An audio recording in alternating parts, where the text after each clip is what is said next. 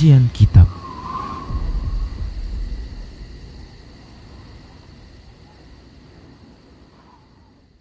Assalamualaikum warahmatullahi wabarakatuh.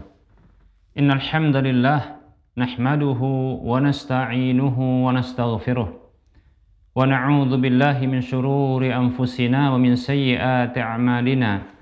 May yahdihillahu fala mudilla lahu wa may yudlilhu fala hadiyalah. Wa ashhadu an la ilaha illallah wahdahu la syarika lah. Wa ashhadu anna Muhammadan abduhu wa rasuluhu sallallahu alaihi wasallam. Qala Allah tabaraka wa ta'ala ya ayyuhalladzina amanu taqullaha haqqa tuqatih wa la tamutunna illa wa antum muslimun. Ya ayyuhan nasu taqu rabbakumul ladzi khalaqakum min nafsin wahidah wa khalaqa minha zawjaha wa bassa minhuma rijalan katsiran wa nisaa'a wattaqullaha alladzi tasaaluna bihi wal arham innallaha kana 'alaikum raqiba. Ya ayyuhalladzina amanu taqullaha wa qulu qawlan sadida yuslih lakum a'malakum wa yaghfir lakum dhunubakum wa may yuti'illaha wa rasulahu faqad faza fawzan 'azima. Amma ba'd. Fa inna asdaqal hadisi kitabullah wa khairal huda huda Rasulillah sallallahu alaihi wasallam wa syarrul umuri muhdatsatuha wa kullu muhdatsatin bid'ah wa kullu bid'atin dhalalah wa kullu dhalalatin finnar. Para pemirsa Rosyad TV dan para pendengar radio Medan Mengaji serta para pemirsa media sunnah yang terus serta menyiarkan kajian ini. Alhamdulillah, segala puji hanya untuk Allah. Salawat dan salam tak lupa kita ucapkan untuk Rasulullah sallallahu alaihi wasallam. Kita lanjutkan bahasan kitab Minhajul Muslim di bab yang keempat tentang ibadah dan masih bahasan tentang zakat. Kali ini di poin yang ketiga C, yaitu hukmu mani'iha, yaitu hukum bagi orang yang menahan zakat. Para hamba Allah rahimani wa rahimakumullah, siapa saja yang menahan zakat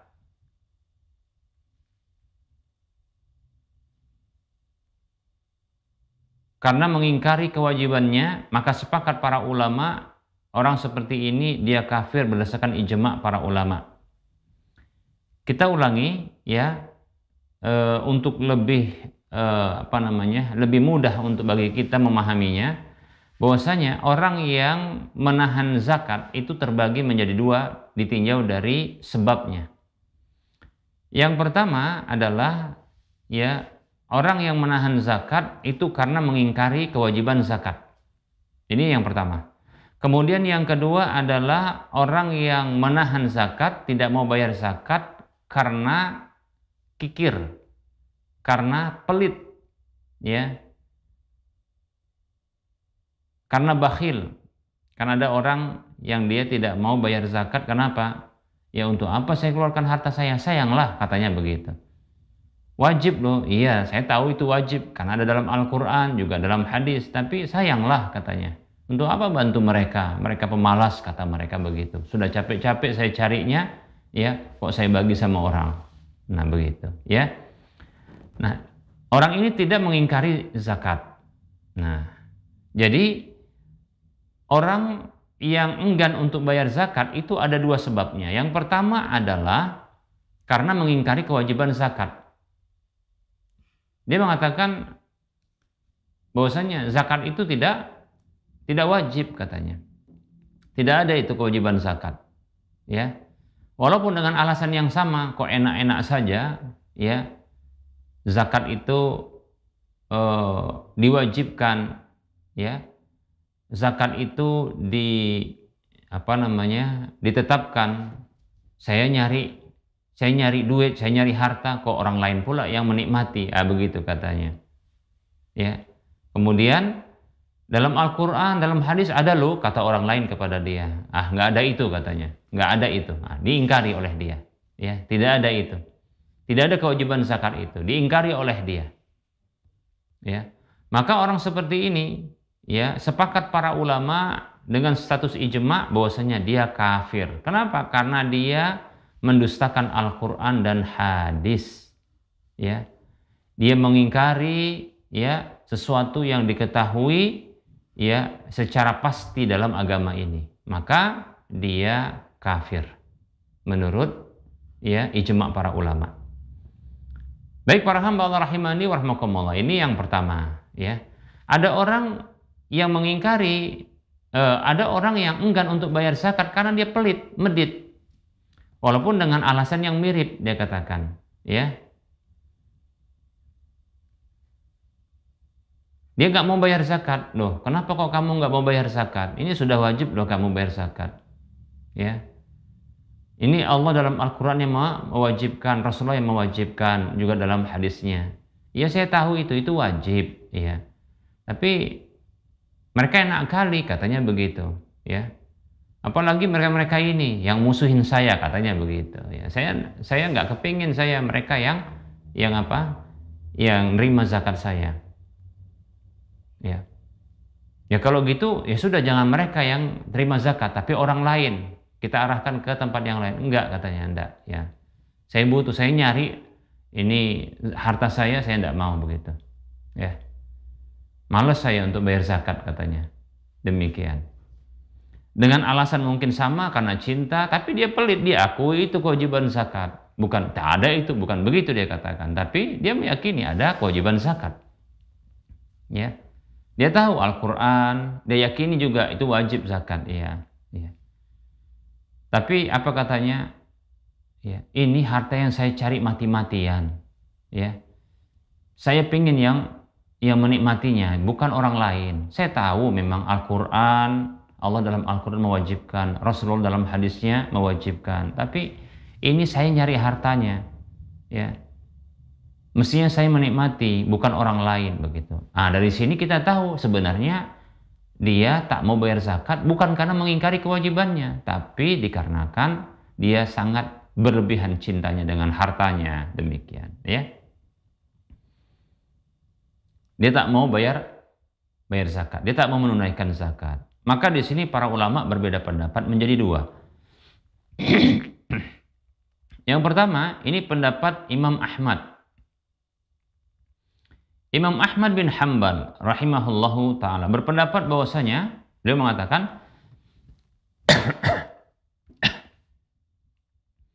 tarikuha tarikuz zakah bukhlan yukaffaru atau yakfuru katarikis salati kaslan. Orang yang tidak membayar zakat karena bakhil, maka dia menjadi kafir seperti orang yang meninggalkan sholat karena malas.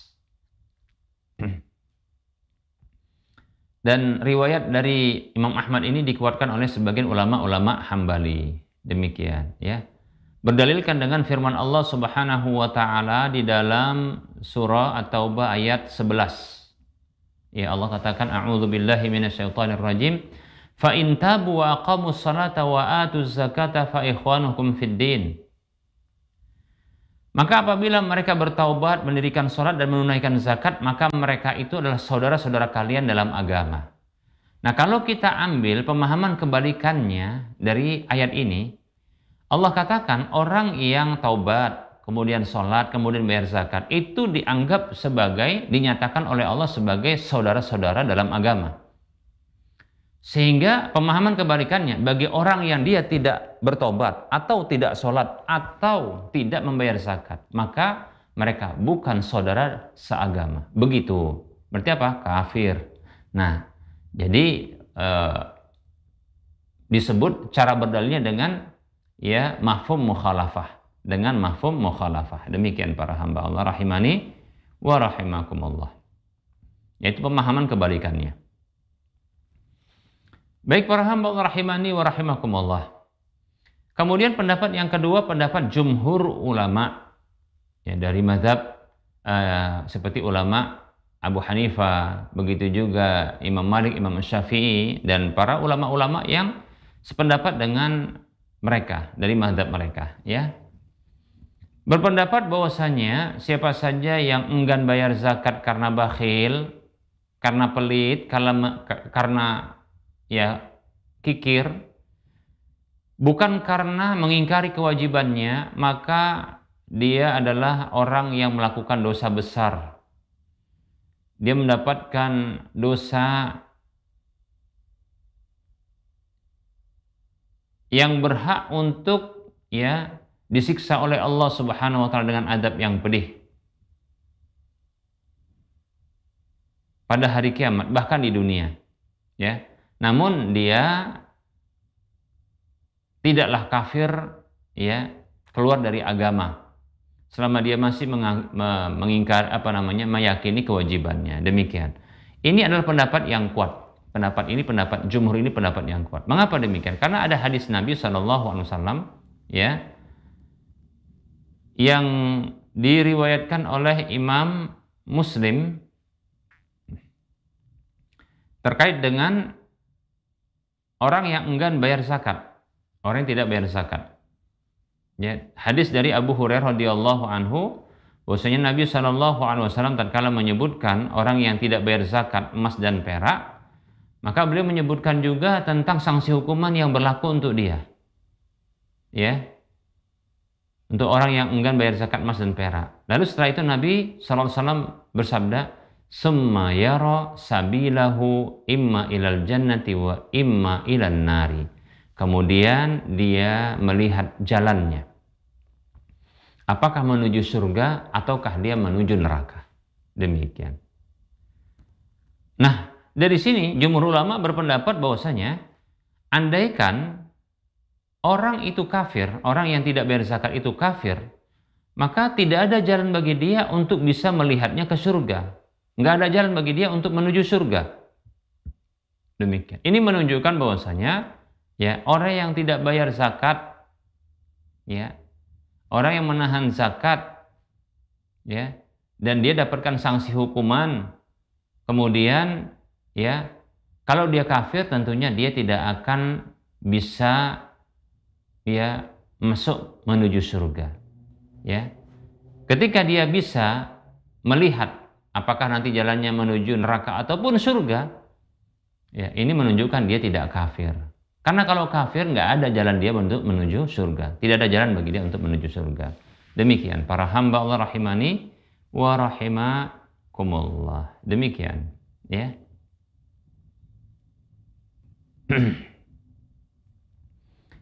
Berikutnya para hamba Allah, nah kita akan sebutkan sanksi hukuman yang diberlakukan bagi orang yang enggan bayar zakat.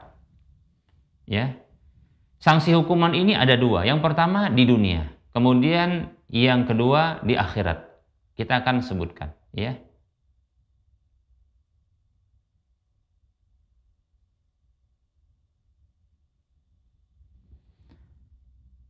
Baik para hamba Allah rahimani wa rahimakumullah, apa sanksi hukuman yang akan Allah berlakukan bagi orang yang enggan bayar zakat, tidak mau bayar zakat? Maka sanksi hukumannya itu ada dua. Yang pertama di dunia, yang kedua di akhirat. Dan sanksi hukuman di dunia bagi orang yang enggan bayar zakat itu terbagi menjadi dua juga. Yaitu sanksi hukuman yang bersifat takdir, kemudian yang kedua sanksi hukuman yang bersifat syar'i. Apa sanksi hukuman yang bersifat takdir? Maka Allah Subhanahu wa taala akan memberikan musibah kepada orang yang bakhil terhadap hak Allah dan hak penerima zakat dalam hartanya.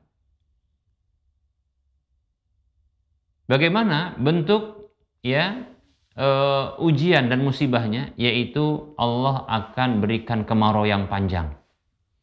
Allah akan tahan air darinya. Ya. Ini sudah kita sebutkan ya sebelumnya. Baik para hamba Allah rahimani wa rahimakumullah. Apa dalilnya?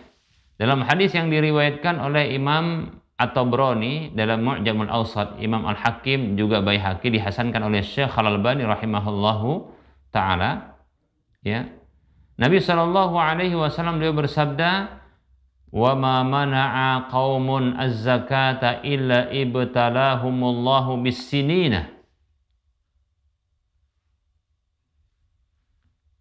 Apa kata Nabi sallallahu alaihi wasallam yang artinya tidaklah ada satu kaum yang menahan zakat mereka kecuali Allah Subhanahu wa taala ya berlakukan kepada mereka musibah bis-sinin dengan tahun-tahun paceklik, tahun-tahun kemarau yang panjang.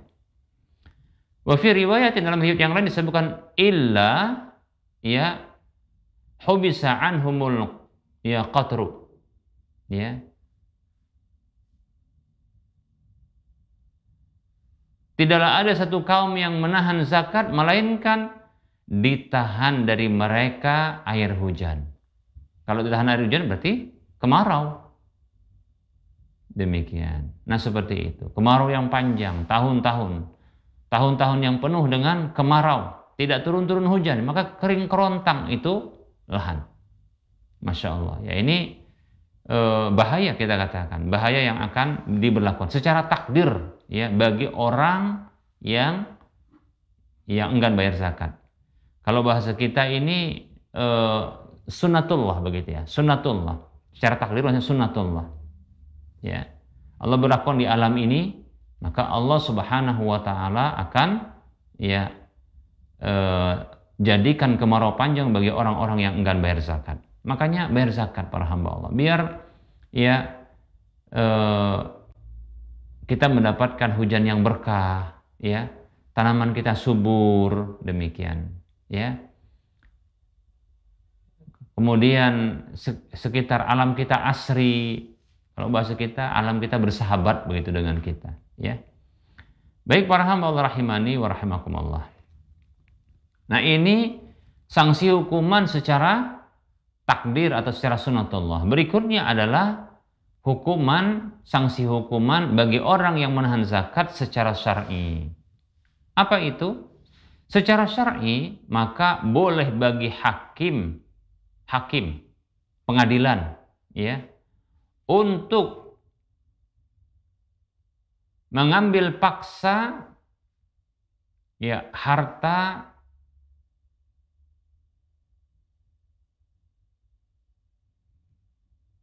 zakat dari orang yang enggan bayar zakat tersebut. Jadi dipaksa, mengambil paksa harta zakat tersebut. Ya. Kita katakan ya. Jadi pihak hakim pengadilan itu boleh mengambil paksa zakat dari harta ya orang yang enggan bayar zakat ini. Demikian, ya. Bahkan diperangi kalau seandainya mereka menolak.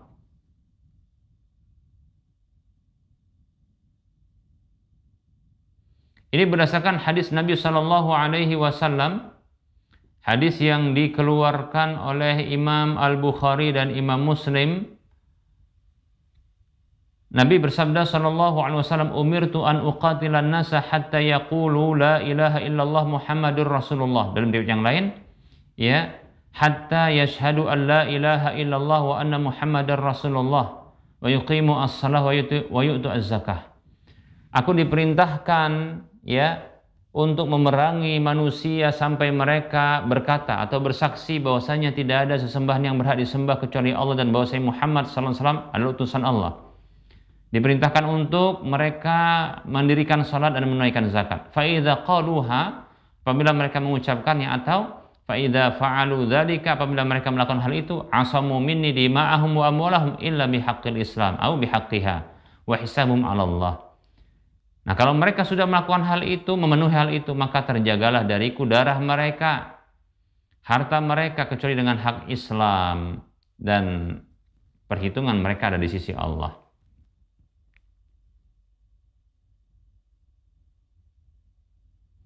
Dan di antara hak ya dari hak Islam itu adalah zakat. Abu Bakar radhiyallahu anhu pernah mengatakan ya di hadapan para sahabat, az-zakatu haqqul mal. Wallahi law mana'uni anaqan atau inaqan kanu yu'addunaha ila Rasulillah sallallahu alaihi wasallam laqataltuhum ala man'iha. Demi Allah, ya, zakat itu adalah hak harta. Demi Allah, andaikan mereka, orang-orang itu, menahan dariku anak unta yang dahulu pernah mereka bayarkan kepada Rasulullah SAW. Mereka tahan, nggak lagi bayar. Ya, pasti lakukan perangi mereka karena menahannya. Demikian. Baik, jadi ini yang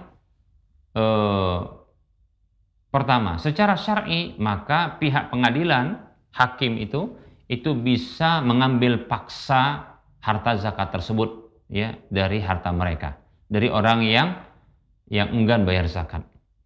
Kemudian jumhur ulama, ya, berpendapat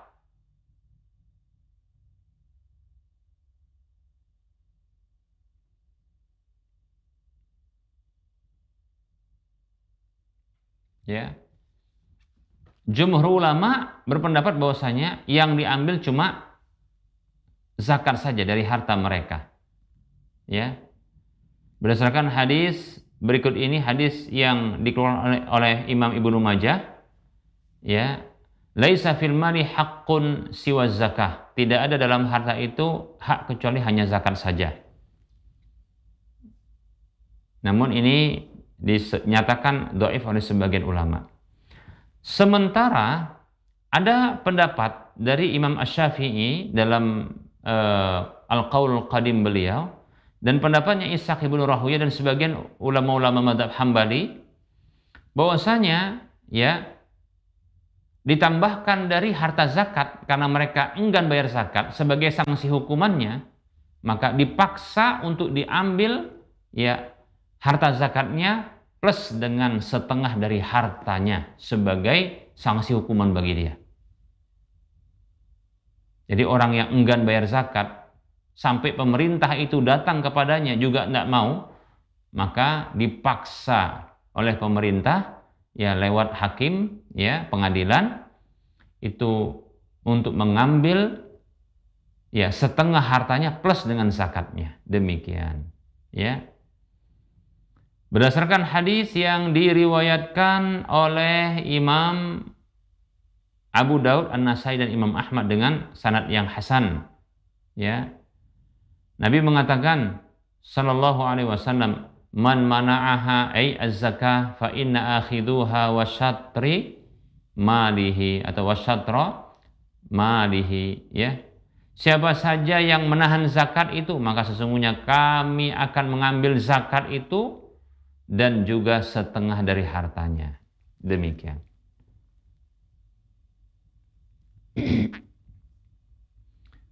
Para hamba Allah rahimani warahmatullah. Walaupun, ya, para ulama mereka berbeda pendapat tentang, ya, hadis ini. Ada yang mengatakan hadis ini dhaif, ada yang mengatakan hadisnya mansukh, ya.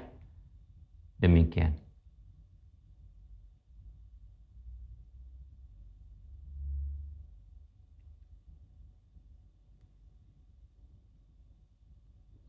Yang jelas, Abu Bakar radhiyallahu anhu pernah dahulu, ya, mencanangkan program pemerintahan beliau itu dalam kekhalifahan beliau itu memerangi orang-orang yang enggan bayar zakat bersama dengan para sahabat. Demikian, ya.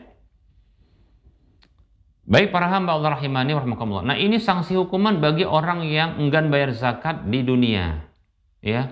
Ada yang secara, ya, ada yang secara takdir, ya, yaitu akan diberikan sanksi hukuman oleh Allah berupa, ya, paceklik yang panjang, ya, begitu juga kesulitan, ya, kemarau panjang dan paceklik yang panjang. Kemudian, ya, ada yang secara syar'i, yaitu pihak pengadilan, hakim itu boleh untuk memaksa, melakukan pengambilan paksa harta zakat itu. Sebagian ulama mengatakan boleh dengan setengah hartanya sebagai sanksi hukuman bagi dia. Demikian, ya. Nah, ini sanksi hukuman bagi orang yang enggan bayar zakat di dunia. Adapun sanksi hukuman bagi orang yang enggan bayar zakat di akhirat, maka dalil-dalilnya insyaallah ta'ala akan kita sebutkan pada pertemuan yang akan datang insyaallah taala. Baik para hamba Allah, ya, sanksi hukuman ya bagi orang yang enggan bayar zakat, ya, sanksi hukuman itu diberlakukan di akhirat, insya Allah akan kita jelaskan ya dalil-dalilnya pada pertemuan yang akan datang, ya. Baik para hamba Allah rahimani rahimakumullah, di waktu yang tersisa ini kita buka sesi soal jawab, ya. Bagi admin, ya, bila ada pertanyaan yang sudah masuk silahkan ya untuk dinaikkan.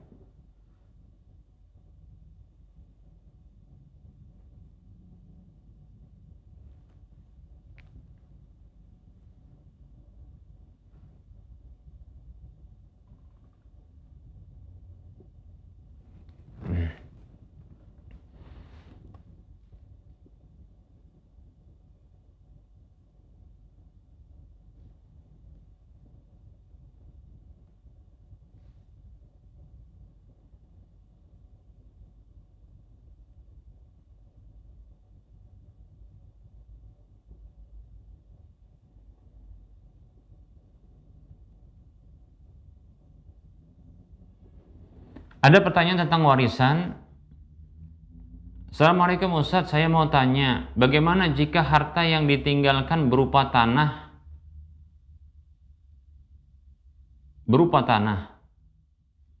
dan sudah dijual 30 tahun yang lalu, dan setelah paham ilmu agama baru ada niat mau membagikan kepada ahli waris lainnya. Apakah nilai uang tersebut dibagikan seharga yang dulu atau sekarang?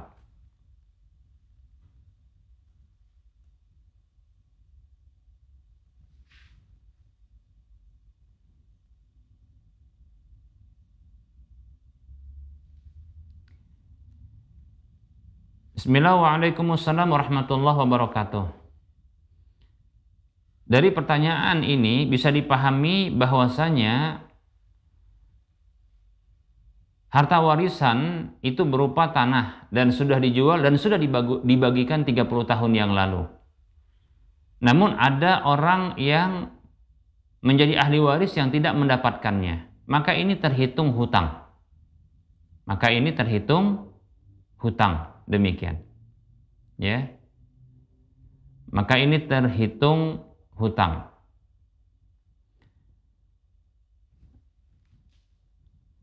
Maka hutang jika itu dalam bentuk rupiah, ya,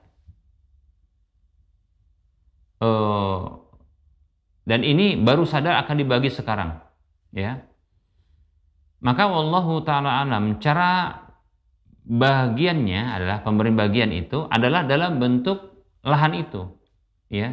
Jadi contohnya begini saja cara memahaminya. Jadi asalnya kan ini lahan, tanah. Maka luas tanah tersebut itulah yang dia dibagi. Kemudian nanti dikonversikan dengan nilai rupiah.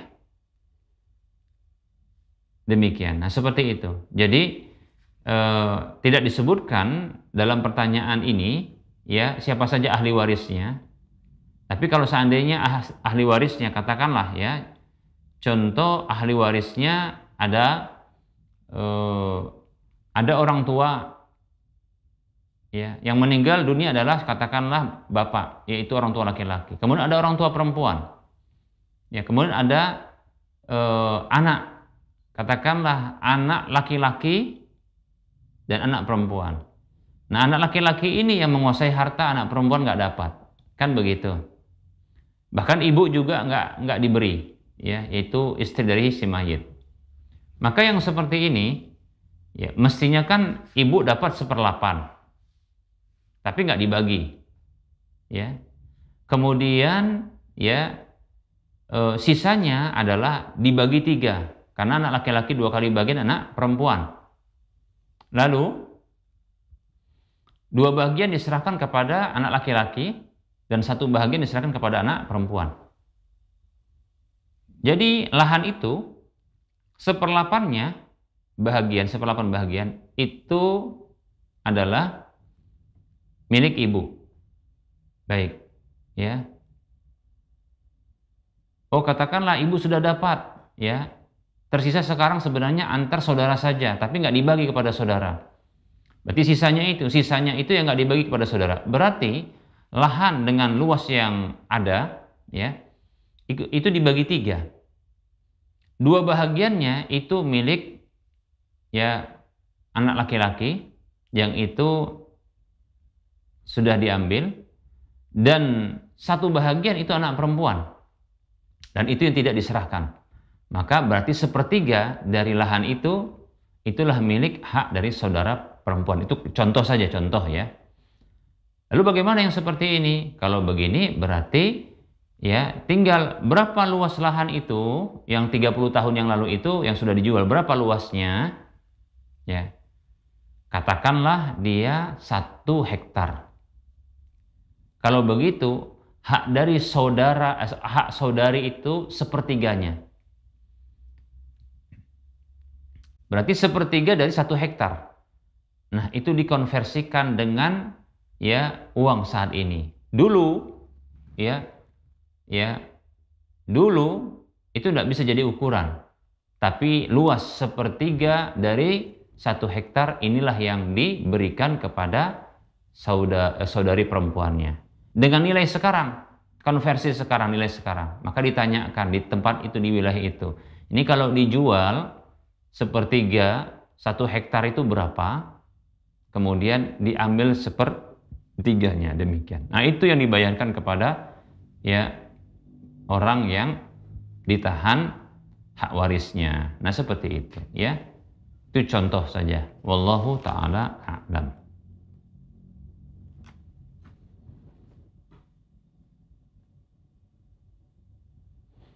Kemudian ada pertanyaan juga, bagaimana Ustadz jika suami meninggal tidak punya anak, hanya punya istri? Apakah saudara kandung suami dapat warisan?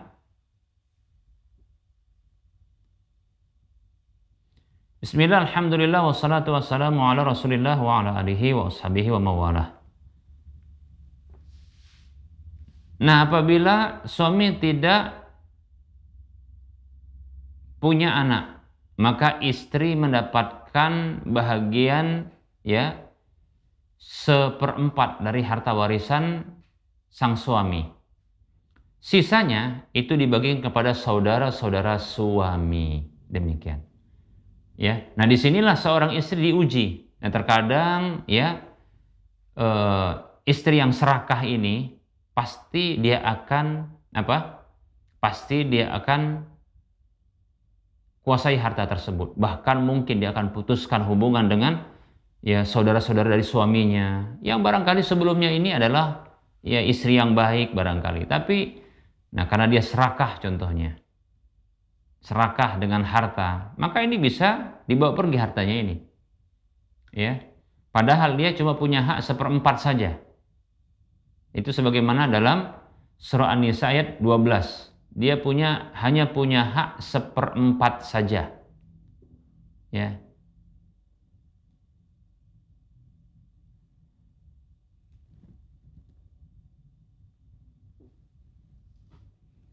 Baik, para hamba Allah rahimani wa rahimakumullah.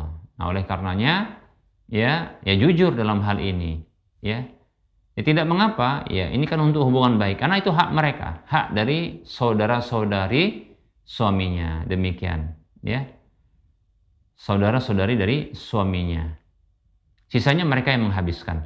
Jadi 3/4 harta itu adalah hak dari saudara-saudari suaminya. Dengan bahagian lidzakari mithlu hadzil unsayain. Bagi yang laki-laki itu 2 kali bagian dari yang perempuan. Demikian, ya. Wallahu ta'ala a'lam.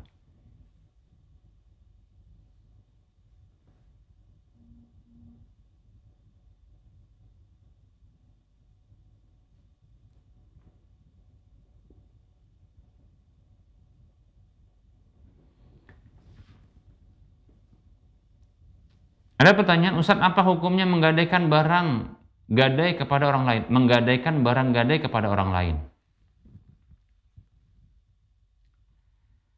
Bismillah. Barang gadaian adalah milik dari pemiliknya.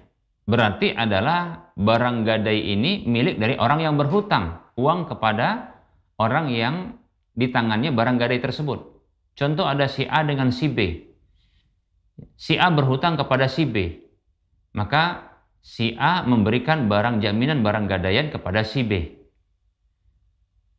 Berarti pemilik barang gadaian adalah si A, karena si A yang berhutang. Si B yang memegang barang gadaian tersebut. Maka tidak boleh bagi si B ini untuk dia menggadaikan kembali ya barang gadaian itu kepada orang lain.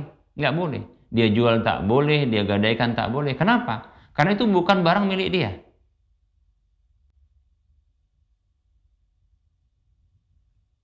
Ya. Ar-rahnu liman rahanahu. Ya. Barang gadaian itu milik orang yang ya memberikan barang gadaian itu kepadanya. Maka nggak boleh. Kalau ingin melakukan tindakan kepada harta tersebut, itu harus minta izin kepada pemiliknya. Ya, dia bagaikan wakil dalam hal ini. Ya, sementara tasarruful wakil ya manutun biiznil muwakkil. Tindakan kewenangan wakil itu mengikuti atau diikat dengan izin dari orang yang mewakilkan. Maka harus dapat izin dari orang yang memiliki barang gadaian tersebut. Demikian, ya, tak boleh. Wallahu ta'ala a'lam. Pertanyaan berikutnya, Bismillah, Assalamualaikum warahmatullahi wabarakatuh. Ustaz mau tanya, kami jual rumah 150 juta, niat untuk pergi haji.